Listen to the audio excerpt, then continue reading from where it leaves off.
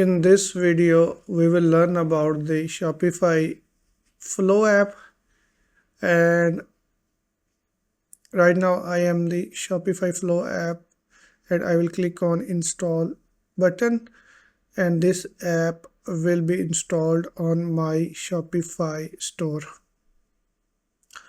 So once the app is installed, you can see we have this page, and we will click on the create workflow, and from here you will select a trigger. So when you will be notified when something happens, so we will select product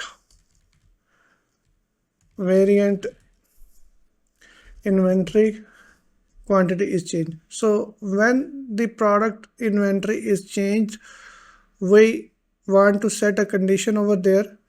And what will be the condition? We need to add a variable here, and that variable is a product variant inventory product variant, and product variant, then we will select the inventory product variant inventory quantity is less than or equal to 20. So whenever the product variant quantity is less than 20, we will be notified. So let's add the add action over here. So we want to be notified through the email, so we will select send internal email, and they will send us email. I will add my email address, and I will just copy and paste the subject of the email. So product variant dot display name will be displayed, and then is low in stock.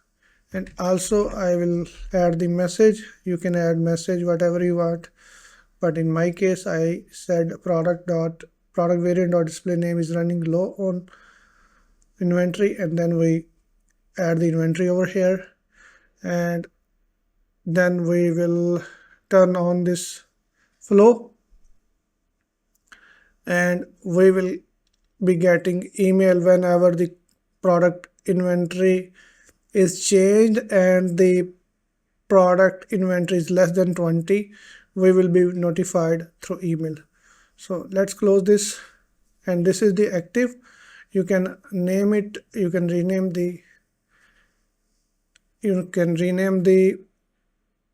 this flow. So I will type from here, let me close from here and go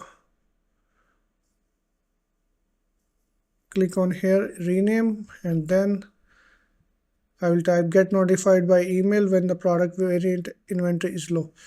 So now the flow name is changed, and it is running. Currently it is running now.